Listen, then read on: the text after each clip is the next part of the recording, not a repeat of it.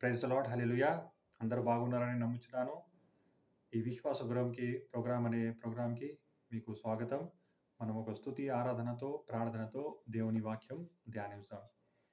ప్రేమ పూర్ణుడా, స్నేహశీలుడా, విశ్వనాథుడా, విజయ వీరుడా, ఆపత్కాలమందున సర్వలోకమందున్న దీనజనాలి దీపముగా వెలుగుచున్నవాడా, ఆరాధింతు నిన్నే లోకరక్షకుడా, ఆనందింతు నీలో జీవితాంతము.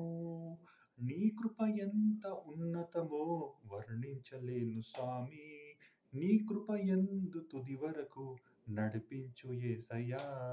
ప్రేమ పూర్ణుడా, స్నేహశీలుడా, విశ్వనాథుడా, విజయ వీరుడా, ఆపత్కాలమందున సర్వలోకమందున్న దీనజనాలి దీపముగా వెలుగుచున్నవాడా, ఆరాధింతు నిన్నే లోకరక్షకుడా, ఆనందింతు నీలో జీవితాంతము.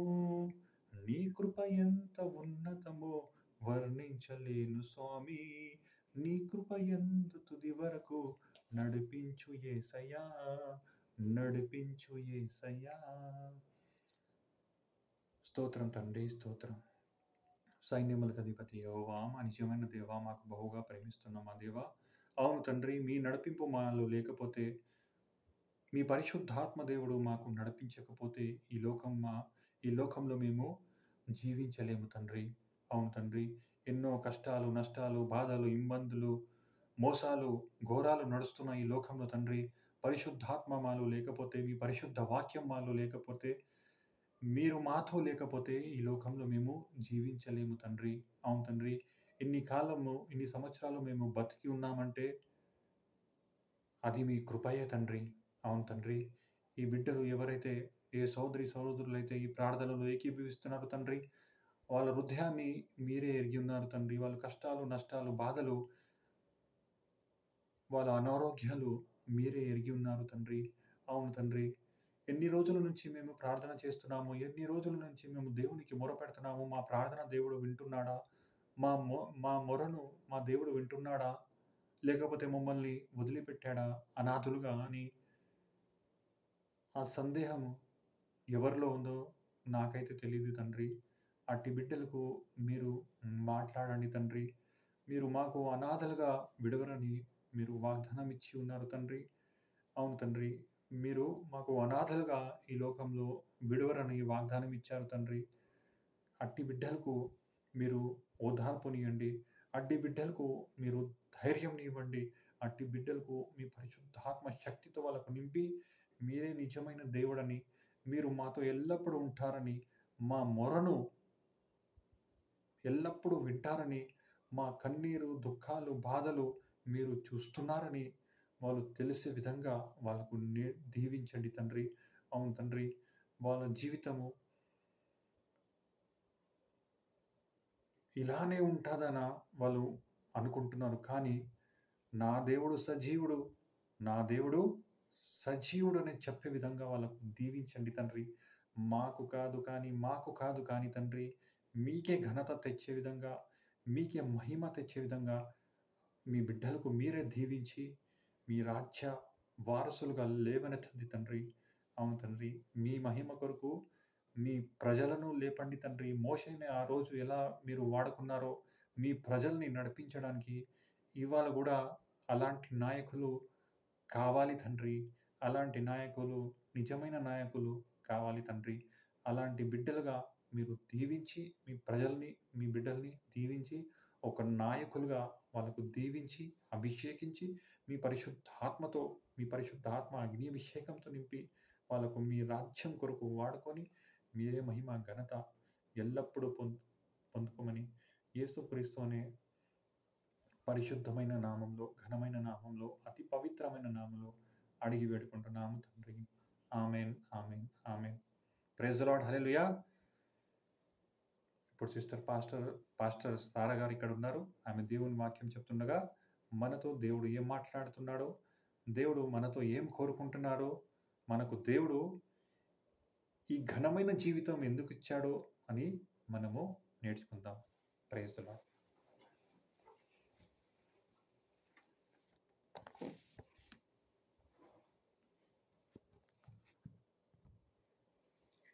Praise the lord. హల్లెలూయా. ఎలా ఉన్నారండి దేవుని కృపలో? మనమందరం చాలా సంతోషంగా, సమాధానంగా ఉన్నాము. ఈ నూతనమైన జీవితం దేవుడిచ్చినందుకు, నూతనమైన నెల, నూతనమైన కార్యాలు జరిగిస్తాడు తప్పకుండా దేవుడు. ఎందుకంటే ఆయన మన పక్షాన ఉండగా మనకు విరోధి ఎవరు? ఈరోజు మనకు దేవుడు చెప్పిన మాట, దేవుడు మనతో మాట్లాడే మాట, నేను సమీపంగా ఉండే దేవుడను, నేను నీకు దూరంగా ఉండే దేవుడను కాను. ఎవరైనా నీకు దూరంగా ఉండొచ్చు, కానీ నేను సమీపంగా ఉంటాను. నీ హృదయానికి, నీ తలంపులకు కావలిగా నన్ను ఉంచు అంటున్నాడు. నీ విజ్ఞాపన ప్రార్థన నేను ఆలకిస్తాను అని దేవుడు మాట్లాడుతున్నాడు. మొదట ఏమంటున్నాడంటే, ఆనందించుడి, ఆనందించుడి, ఎల్లప్పుడూ ఆనందించుడి. ప్రార్థన చేసుకొని మనం వాక్యం ధ్యానంలోకి వెళ్దాం. పరిశుద్ధుడా, ప్రేమ కలిగిన దేవ, సర్వోన్నతుడ, సర్వసంపన్నుడ, దయగల దేవ, నీ అగ్నితో అభిషేకించినందుకు, నీ ఆత్మతో నింపినందుకు వందనాలనైనా. ప్రతి బిడ్డని దర్శించావు తండ్రి, ప్రతి బిడ్డను ఆదరిస్తే దేవుడివి నాయన. వాక్యదానంలోకి వెళ్తుండగా ప్రతి బిడ్డని నీ చేతికి అప్పగిస్తున్నాను నాయన. ఆత్మ చెప్పే మాట చెవిగల వారే వినును కనుక, ఏ బిడ్డలైతే ఆత్మ చెప్పే మాట వింటున్నారో వారిని దర్శించండి, జ్ఞాపకం చేసుకొని లేవనెత్తండి ప్రభువా. ఇదిగో తండ్రి, సమయంలో ప్రార్థన ఆలకించినందుకు వందనాలయ. ఇస్తాము తండ్రి, ఆమేన్.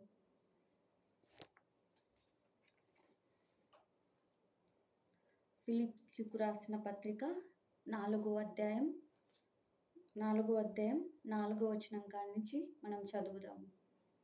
ఏమని ఉందంటే, దేవుడు ఎల్లప్పుడూ ప్రభునందు ఆనందించుడి, మరలా చెప్పుదును ఆనందించుడి అంటున్నాడు దేవుడు. ఎల్లప్పుడూ సంతోషంగా ఉండడం. ఇంకొకటి మన అంశము ఏంటంటే, ప్రభు సమీపంగా ఉన్నాడు, దేని గురించి చింతించకుడి. కానీ ఫస్ట్ ఏం మాట్లాడుతున్నాడు దేవుడు? ఎల్లప్పుడూ సంతోషంగా, సమాధానంగా ఉండమంటున్నాడు. అది ఎలా కుదురుతుంది? ఎల్లప్పుడూ సంతోషంగా ఉండడానికి మా వల్ల కావట్లేదు అని చాలామందికి అనుమానం రావచ్చు. కానీ అది సాధ్యమవుతుంది. అది ఎలా సాధ్యమవుతుందంటే, ఇంకో మాట కూడా ఇక్కడ దేవుడు చెప్తున్నాడు. ఏమంటే, మీ సహనమును సకల జనములకు తెలియనీయుడి. నువ్వు సంతోషంగా ఉండు ఎల్లప్పుడూ.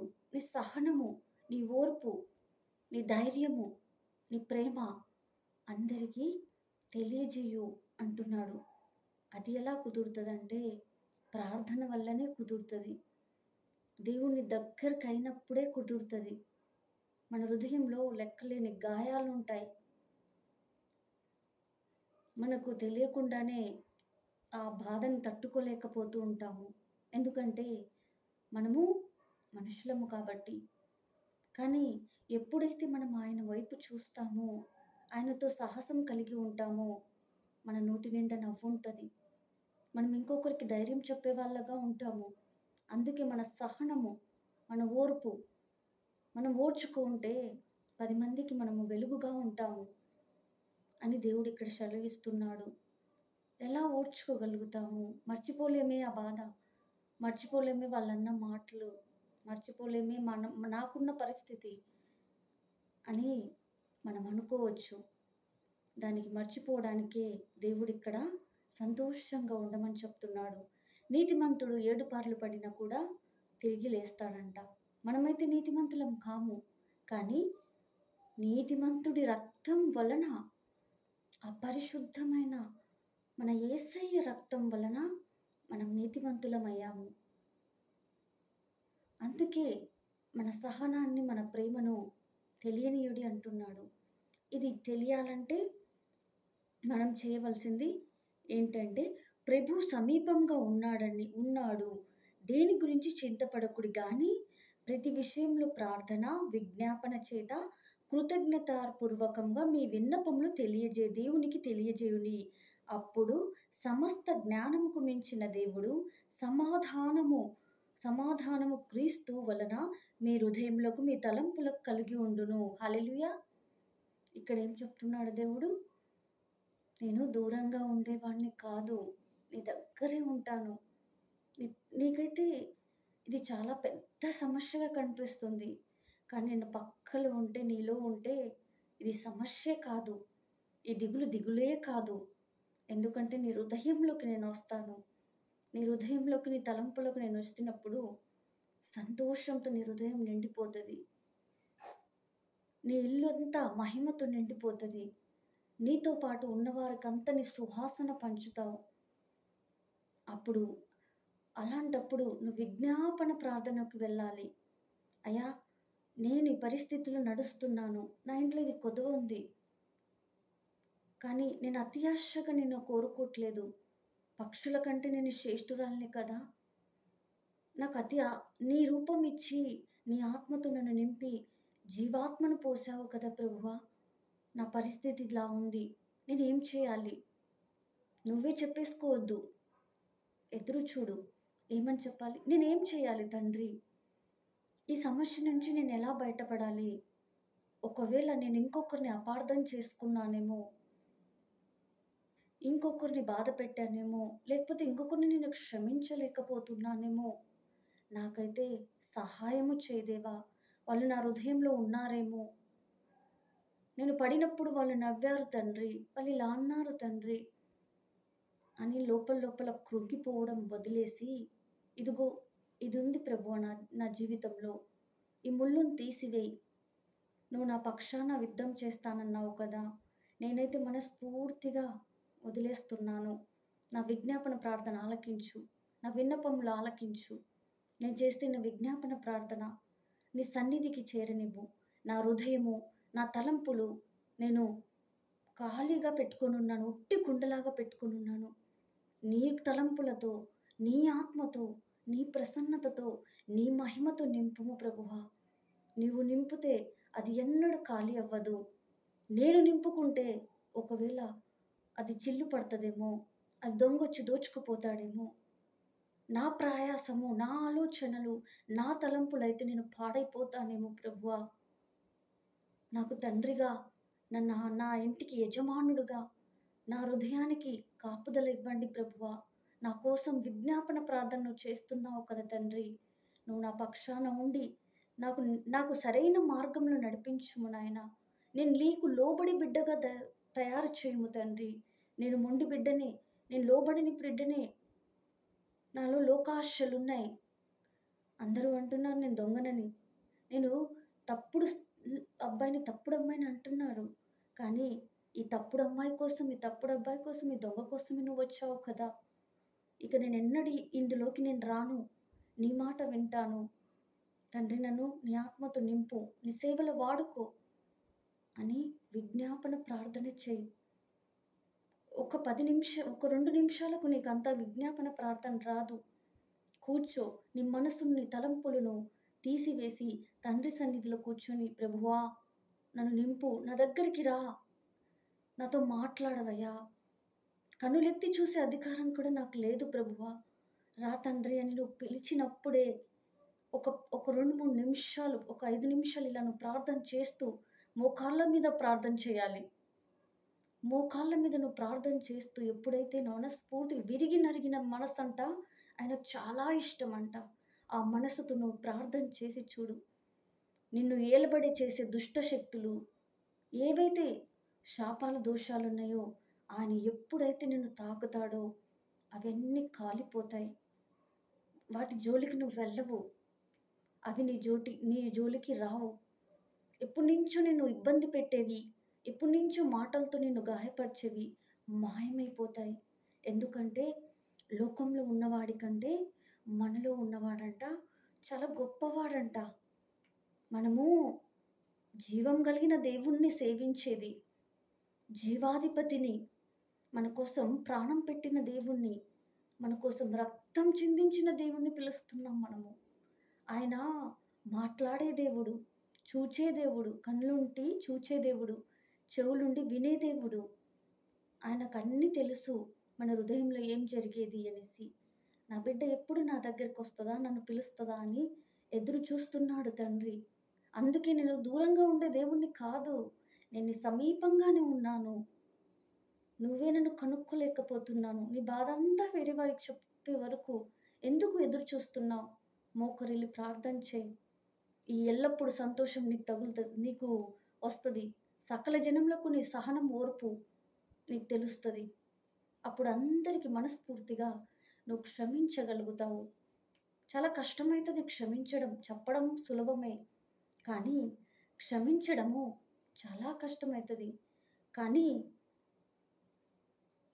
సిలువలో వేలాడేటప్పుడు మన ప్రభు ఒక మాట చెప్పారు. తండ్రి, వీరు ఏమి చేస్తున్నారో తెలియదు, వీరిని క్షమించండి. అంత నొప్పిలో, అంత బాధలో క్షమించండి అని చెప్పాడు అని ఆయన చెప్పినప్పుడు మనం చెప్పలేమా? సరే, ఆయన దేవుడు కాబట్టి చెప్పాడు కదా అని డౌట్ వచ్చు. ఒక చిన్న సాక్ష్యం, చిన్న మాట చెప్పాలనుకుంటున్నాను. నా తల పగలగొట్టారు. రక్తమంతా నా ఒళ్ళంతా తడుస్తుంది. రక్తం రక్తం రక్తం మొత్తం పోతుంది. కానీ అందరూ వచ్చి పోలీస్ స్టేషన్‌కి వెళ్దాం రండి అంటే, నా దేవుడు కోసం నేనప్పుడు ఒక మాట అన్నాను.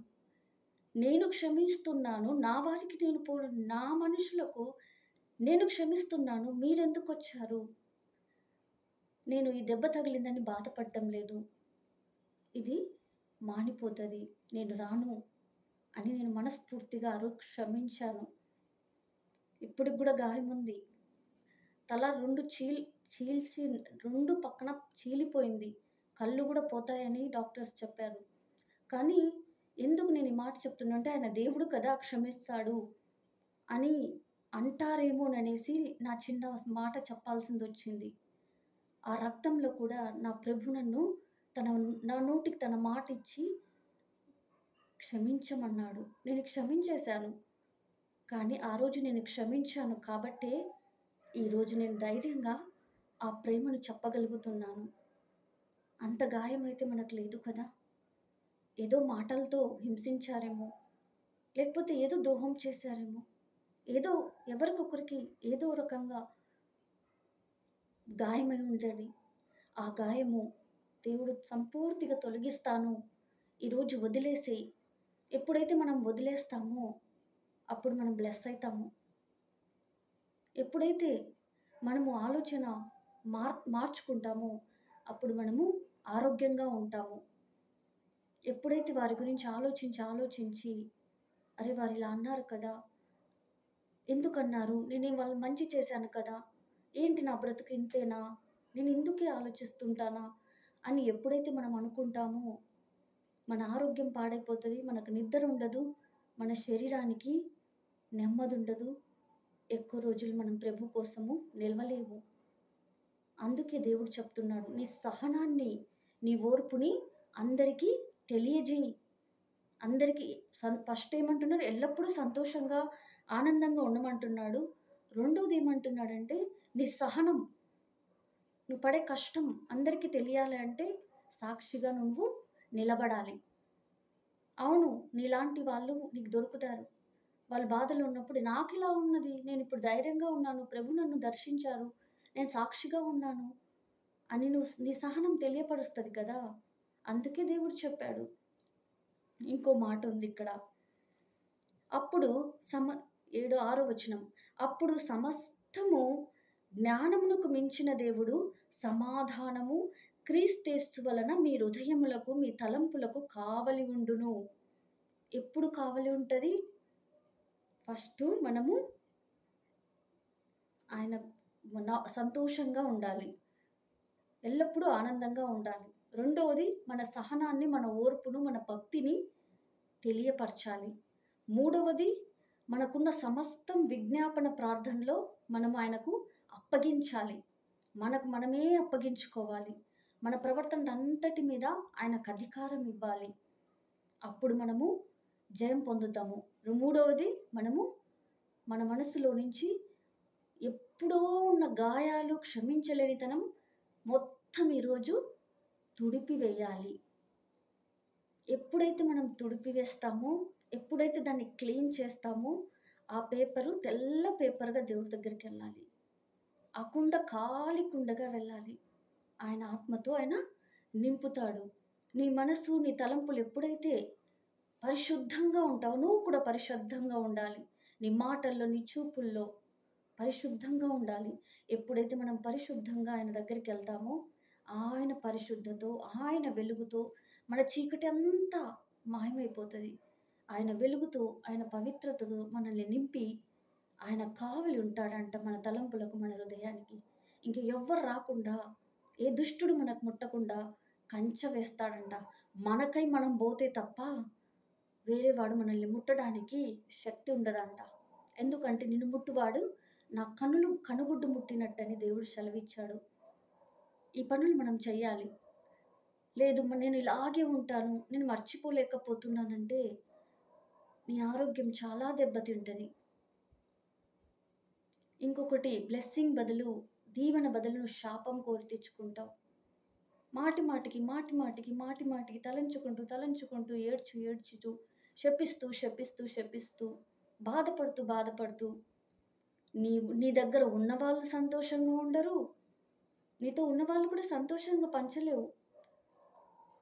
వాళ్ళకెప్పుడు నీ దుఃఖం చెప్పుకుంటూ ఒక చేదు మనిషిలాగా, దేవుడికి దూరమయ్యే మనిషిలాగా నువ్వు మారుతావు. చాలా జాగ్రత్త.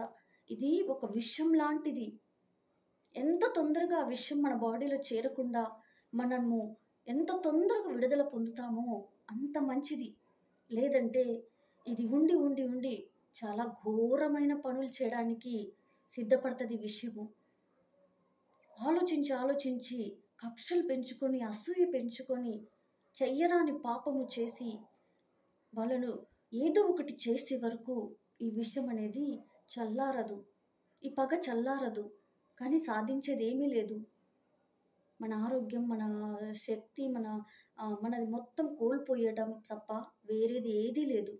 అందుకే ముందే జాగ్రత్త పడమని దేవుడు సెలవిస్తున్నాడు. ఈరోజు విన్నాం కదా.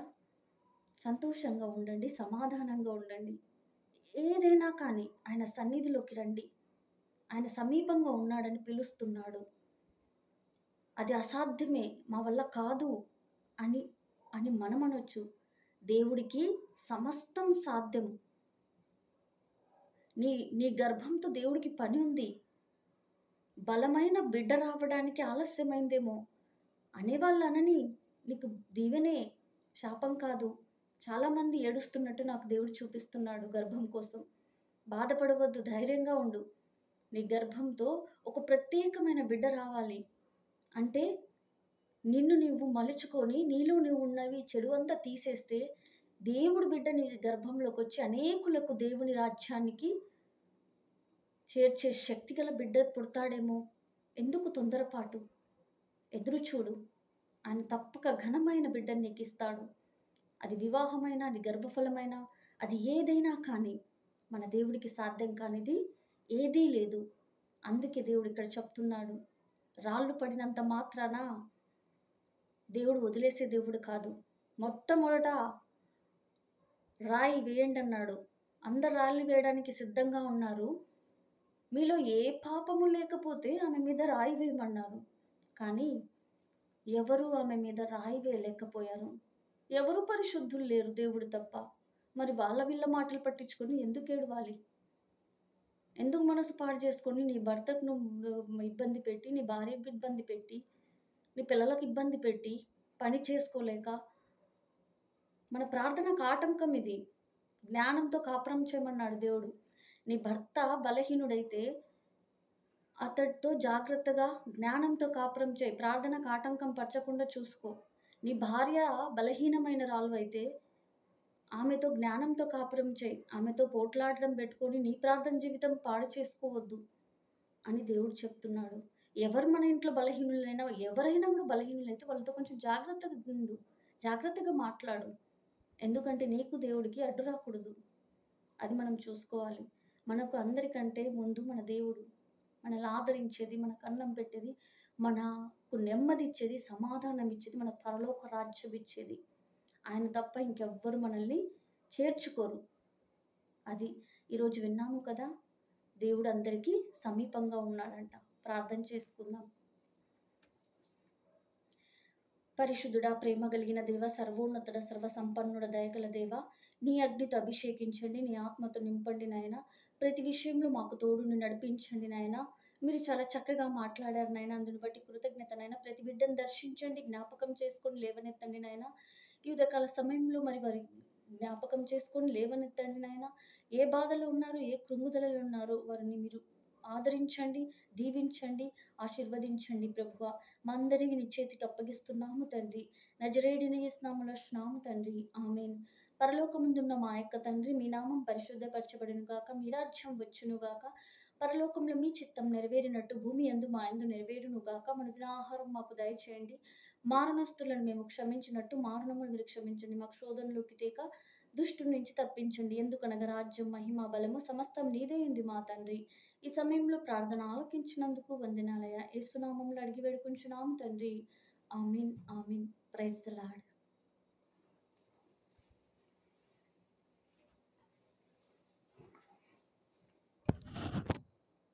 Praise the lord. హల్లెలూయా. విన్నారు కదండి దేవుని అమూల్యమైన మాటలు. దేవుని మాటలు లేకుండా ఈ లోకంలో చాలామంది వాళ్ళ జీవితాన్ని సాతాను చేతులకి సమర్పించుకుంటున్నారు. ఈ విలువైన దేవుని మాటలు లేకున్న బిడ్డలు ఈ లోకంలో చాలామంది ఉన్నారు. కానీ మనము ఈ విలువైన దేవుడి గురించి అన్నీ తెలుసుకొని, ఈ పరిశుద్ధమైన దేవుడిని తెలుసుకొని, ఈ ఘనమైన దేవుడిని, ఆశ్చర్యకరమైన దేవుడిని తెలుసుకొని కూడా మన జీవితము ఎలా జీవిస్తున్నామో ఒకసారి మనం ఆలోచించుకోవాలి. మన జీవితము ప్రార్థన జీవితం లేకపోతే, మన జీవితం పరిశుద్ధమైన జీవితం లేకపోతే మన జీవితము దేవుని వాక్యానుసారంగా యేసయ్య మాటలుగా మనం జీవించలేకపోతే మన జీవితము సాధారణమైన జీవితం అయిపోతుంది. ఉప్పు రుచికరంగా లేకుంటే అది దేనికి పనికిరాదు. మనము ఒక ఉప్పులాగా ఉండాలని దేవుడు కోరుకుంటున్నాడు. మనము ఈ లోకానికి ఒక వెలుగులాగా ఉండాలని దేవుడు కోరుకుంటున్నాడు. ఆ వెలుగులాగా ఉండాలంటే మనలో పరిశుద్ధాత్మ అగ్ని సంపూర్ణంగా ఉండాలి. ప్రార్థన శక్తి మనలో సంపూర్ణంగా ఉండాలి. దేవుని వాక్యము మన హృదయంలో సంపూర్ణంగా, బలంగా నాటబడి ఉండాలి. అప్పుడే మన జీవితము ఇతరులకు వెలుగుగా, ఇతరులకు ఉప్పుగా ఉంటుంది. ఇతరులకు రుచికరంగా ఉంటుంది. మనకు దేవుడు పిరికి ఆత్మను ఇయ్యలేదు. మనకు దేవుని ఆత్మనే మనలో ఉంచే ఉన్నాడు. యూదా గోత్రపు సింహమా యేసయ్య అని పాట పాడతాము. ఆ యేసయ్య ఆత్మనే మనలో ఉంది. యేసయ్య ఎలా ఈ లోకంలో నడిచాడో అలానే మనము నడవాలని దేవుడు ఆయన ఆత్మను మనకి ఇచ్చి ఉన్నాడు. ఆయనలాగానే మనం ఆశ్చర్య కార్యములు చేయాలని, అద్భుత కార్యములు చేయాలని దేవుడు ఆశిస్తున్నాడు. కానీ మనము ఈ లోకంలో చిక్కొని ఉంటామన్నమాట. ఈ లోక ఆశలకి, ఈ లోక బంధాలకు, ఈ లోక మాయ ప్రేమాలకు మనము చిక్కులో ఉంటామన్నమాట. ఎప్పుడైతే మనము కాళ్ళు దేవుని సన్నిధిలో మోకరిస్తామో, ఎప్పుడైతే మన హృదయములో ఆయనకు సంపూర్ణమైన చోటిస్తామో, మొదటి స్థానము మనము దేవునికి ఇస్తే ఆ జీవితము చాలా ఘనంగా మార్చబడుతుంది. ఇవాళ క్రైస్తవులు అని పిలువబడుతున్న మనము మన జీవితంలో మార్పు లేకపోతే, మన కుటుంబాల్లో మార్పు లేకపోతే, ఎందుకు ఆ మార్పు లేదు అని మనము దేవుణ్ణి అడగాలి. ఎక్కడ నేను పొరపాటు చేస్తున్నానో, ఎక్కడ నేను గత కాలంలో నేను పొరపాటు చేశానో, పాపము చేశానో, ఏవైనా తప్పు చేశానో, లేకపోతే దేవుని విరుద్ధంగా నేను జీవించానా అని మనము దేవుణ్ణి అడగాలి. ఈ లోకంలో ఎవరు తల్లి గర్భం నుంచి పరిశుద్ధులుగా పుట్టలేదు. కేవలం యేసయ్యనే పుట్టాడు. అందుకోసము మానవులుగా మనం జీవిస్తున్న కాలంలో ఏమైనా పొరపాటు జరిగి ఉండొచ్చు. జరుగు ఉంటది. ఈ లోకంలో ఎవరు పరిశుద్ధుడు కాదు. ఎవరు నీతిమంతుడు కాదు. కేవలం యేసయ్యనే పరిశుద్ధుడు. యేసయ్యనే పరిశుద్ధుడు. యేసయ్యనే నీతిమంతుడు. ఆయన రక్తంలోనే మనం కడగబడి ఉన్నాము. ఆయన ఆత్మ మనలో ఎప్పుడైతే వస్తదో ఆయనలాగా మారిపోతామన్నమాట. కానీ ప్రతిదినము ఆయనతో నడవాలి. ప్రతిదినము ఆయనకు ప్రార్థన చేయాలి. ప్రతిదినము ఆయనకు ఆరాధన చేయాలి. ప్రతిదినము ఆయన వాక్యాన్ని ధ్యానించుకొని పోవాలి. అప్పుడే మనము సంపూర్ణంగా దేవునిలో బలవంతులుగా అయిపోతాం. మీరు విన్నారు కదా దేవుని వాక్యము. దేవుని వాక్యం ద్వారా మనము మన హృదయాలను, మన జీవితాలను, మన కుటుంబాలను కట్టుకోవాలని మా ఈ చిన్న ప్రయత్నమే. అందరూ బాగుండాలి. అందరూ దేవుని రాజ్యంలో చేరాలని మా చిన్న కోరిక. దేవుని రాజ్యంలో అందరూ ఎళ్ళలేరు. పరలోక రాజ్యము అందరూ ఎళ్ళలేరు. ఎవరైతే యేసయ్య మాట విని ఆయన మాట ప్రకారము జీవిస్తారో వాళ్ళే దేవుని రాజ్యంలో వెళ్తారు. ఈ లోకము శాశ్వతం కాదు. చాలామంది ధనవంతులు, చాలామంది అధికారులు, చాలామంది బలవంతులు, వాళ్ళకు ఒక హోదా వస్తే, ఆస్తి అంతస్తులు వచ్చేస్తే, భార్య బిడ్డలు కలిగితే, ఒక పెద్ద కుటుంబం వస్తే వాళ్ళు వాళ్ళ రాజ్యం వాళ్ళే సృష్టించుకుంటారు. కానీ ఆ రాజ్యము శాశ్వతం కాదు. ఎవరైతే డబ్బు మీద, బంగారం మీద, వాళ్ళ శక్తి మీద వాళ్ళ జీవితాలని కట్టుకుంటారో, వాళ్ళ కుటుంబాలని కట్టుకుంటారో అది పడిపోతది. అందుకోసము ఏ జీవితం అయితే, ఏ కుటుంబం అయితే, ఏ దేశమైనా, ఏ రాష్ట్రమైనా, ఏ పట్టణమైనా, ఏ ఊరైనా, ఏ వాడైనా, ఒక చిన్న కాలనీ అయినా దేవుని వాక్యం అనుసారంగా కట్టుకొని పోతే అది స్థిరంగా ఉంటదన్నమాట. ఎందుకంటే అది దేవుని వాక్యం మీద కట్టబడి ఉంది. అందుకోసము మన జీవితాలు ముఖ్యంగా దేవుని వాక్యంలో కట్టుకొని వెళ్తే మన దేవుడు ఆయన రాజ్యంలో చేర్చుకుంటాడు. అందుకోసము మనం నరకం వెళ్ళాలని ఆశిస్తున్నామా? లేకపోతే పరలోకం వెళ్ళాలని ఆశిస్తున్నామా? అది ఆలోచించుకోవాలి. అందుకోసము మన దేవుడు పరిశుద్ధుడు. అందుకోసం మనం పరిశుద్ధంగా జీవించాలని ఆయన అమూల్యమైన రక్తంతో ఆయన మనల్ని కడిగి ఉన్నాడు. ఆయన అమూల్య రక్తంతో మనని కొని ఉన్నాడు. అందుకోసము బ్రతుకుతే దేవుని కోసం బ్రతకాలని మనం నిర్ణయం తీసుకున్నప్పుడే దేవుడు కార్యాలు మన జీవితంలో చాలా ఘనంగా జరుగుతుంటారన్నమాట. మొదట నా రాజ్యాన్ని, నా నీతిని వెతుకుడి, అంతా మీకు సమకూర్చబడి ఉంటాయి అని దేవుడు చెప్పి ఉన్నాడు. అందుకోసము ప్రతిదినము ఆయన రాజ్యాన్ని, ఆయన నీతిని వెతుక్కుని వెళితే మనకు ఏం అవసరం ఉందో అదే వెతుక్కుని మనకొస్తది. ఏది మనకు అవసరం ఉందో అదే మన కోసము వెతుక్కుని వస్తదన్నమాట. ఇది నా జీవితంలో కూడా చాలా సార్లు జరిగింది. అందుకోసమే ఇంత ధైర్యంగా ఈ మాటలు చెప్పుకుంటున్నాను. అందుకోసము మన దేవుడు చాలా ఘనమైన దేవుడు. ఆయన నిన్న, నేడు, నిరంతరం ఒకటే రీతిగా ఉంటాడు. అందుకోసము మనము భయపడడానికి అవసరం లేదు. ఈ లోకంలో దేవుడు మనకు పిరికి ఆత్మని ఇయ్యలేదు. అందుకోసము యేసయ్య బిడ్డలు ఉంటే యేసయ్య బిడ్డలాగానే మనం జీవించాలి.